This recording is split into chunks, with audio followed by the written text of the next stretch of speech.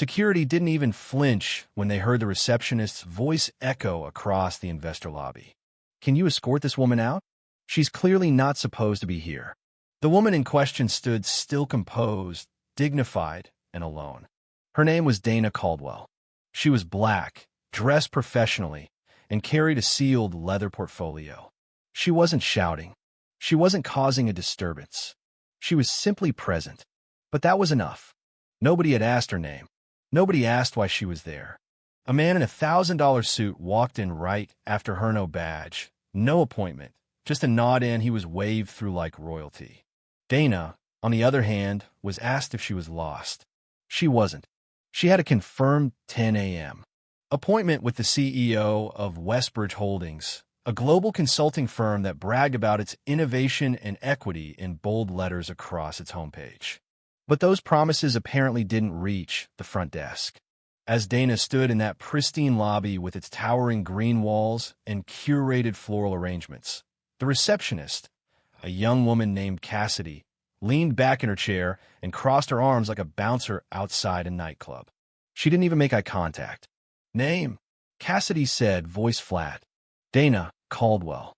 I have a scheduled meeting with Mr. Leonard Vance. Office 51A.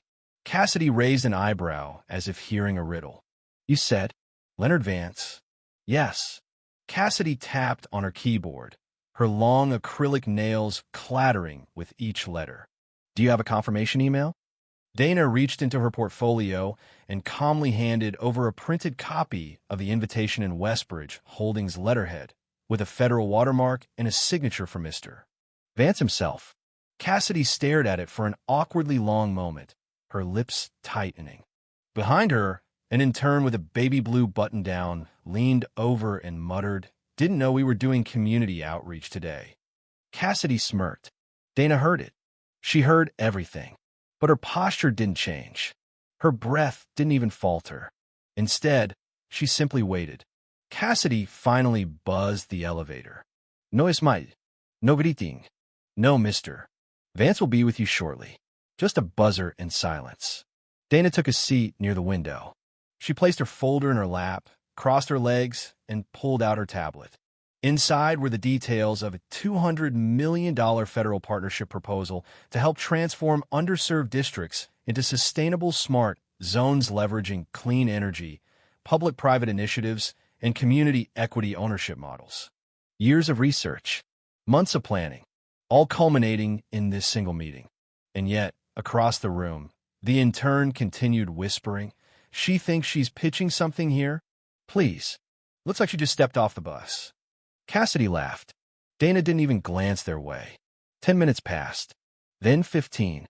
Finally, the elevator opened, and Leonard Vance stepped out tall, silver-haired, sharp-suited. When his eyes met Dana's, they lit up. "MS. Caldwell," he called out, striding toward her. "Apologies for the delay. My team didn't tell me you'd already arrived." Dana stood, her handshake firm. "No trouble. I'm used to being overlooked." Cassidy looked up in horror. The intern pretended to focus on his screen. "Let's head up," Vance said, ushering her toward the private elevator. As they ascended, he apologized again. Dana nodded, but said nothing. She had already cataloged the treatment downstairs, not with bitterness, but with precision. On the executive floor, she was handed off to Lauren Kingsley, the senior project coordinator. "I'll walk you to the conference suite," Lauren said, her voice cool and overly polished. But instead of the primary conference room, Lauren took Dana down a side corridor and into a cramped, outdated meeting space with flickering lights and worn-out chairs. "This is where we hold pre-screenings," Lauren said with a tight-lipped smile. "Mr. Vance will join you shortly." Dana nodded and sat down. 10 minutes passed. Then 20. No one came. Finally, Dana walked out and navigated back to the main floor using the layout she'd memorized the night before. Through the glass doors of the real conference suite, she saw Vance speaking to a group of executives. None of them had been told she was waiting. Dana knocked gently and entered. "MS. Caldwell." Vance stood up, surprised. "We were about to send someone." "I was brought to the wrong room," she said calmly. "I've been waiting for nearly half an hour." Vance's face hardened. That's unacceptable. He invited her to take a seat, but the disruption wasn't over. Cassidy suddenly burst into the room, flustered, holding a laminated badge. Security needs to reconfirm this guest's credentials, she said, avoiding Dana's eyes. Vance stood sharply. Cassidy, this is my guest. You had no authority to escalate anything. Tu was just following protocol. You were not asked, he said sternly. Dana reached into her portfolio and held up the same clearance letter she'd given earlier. You've already seen this, but just in case, here it is again. Sometimes, paper is harder to ignore than presence. Cassidy flushed red and retreated. Vance gestured for Dana to begin. She connected her tablet to the presentation screen and began. The room fell quiet as she clicked through slide after slide. Grant alignment charts, fiscal ROI projections, verified state partnerships. This wasn't just theory, it was an operational model already underway in 3 cities. But not everyone in the room wanted her there. Gerald Haskins, the CFO, leaned back in his chair and interrupted. Do you have an MBA? Yes. Caldwell. I hold dual master's degrees, she said smoothly. Environmental systems and financial engineering from Carnegie Mellon. Gerald chuckled. Not an MBA, though. Got it. Dana continued. She detailed her previous projects, including a Baltimore pilot that yielded $3.1 million on a $500,000 grant.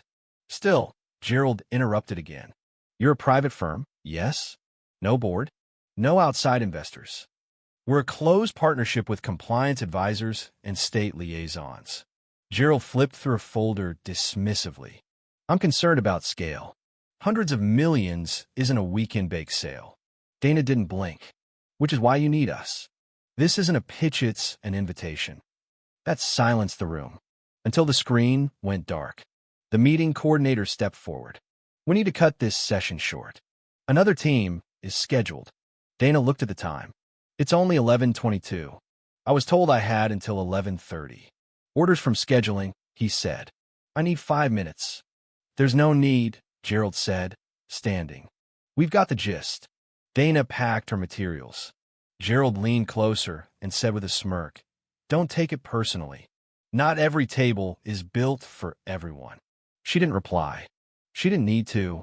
As she returned downstairs, she was instructed to wait in the administrative lounge for follow-up paperwork. Across the building, Lauren intercepted a printed fiscal appendix Dana had submitted early that morning. It hadn't made it into the presentation.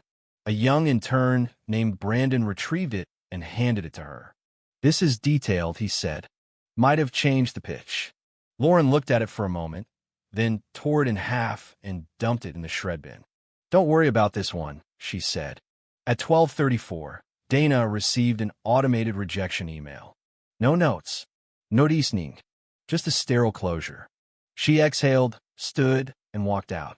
As she passed the copier, she locked eyes with Brandon. He didn't speak. Neither did she. But the silence between them said everything. That evening, she opened her private app and uploaded the shredded appendix into a secure folder marked Audit Reserve. Then she tapped her calendar. Another meeting appeared. This time, not with Westbridge Holdings. It was with the Department of Energy. The next morning, Dana walked back into Westbridge Holdings not as a guest, but as a liaison. Her badge was red. It read, Federal Oversight, DOE Liaison. This time, no one asked if she was lost. The CEO, Leonard Vance, greeted her with a cautious smile. MS.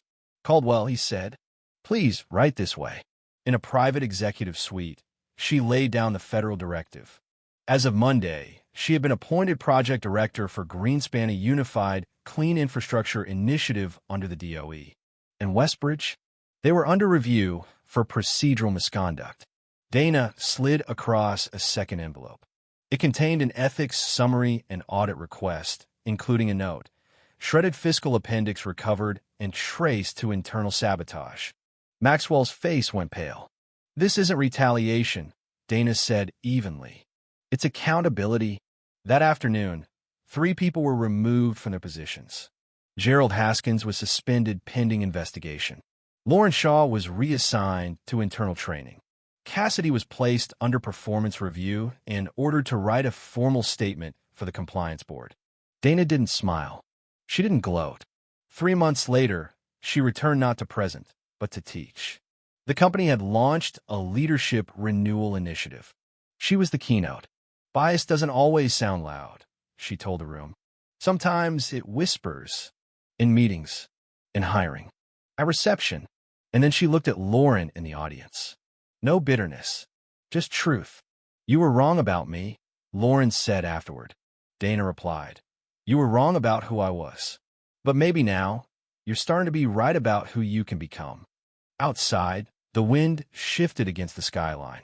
And inside the walls of Westbridge Holdings, the culture had finally begun to move. Not because of punishment, but because someone finally made them see. And her name was Dana Caldwell.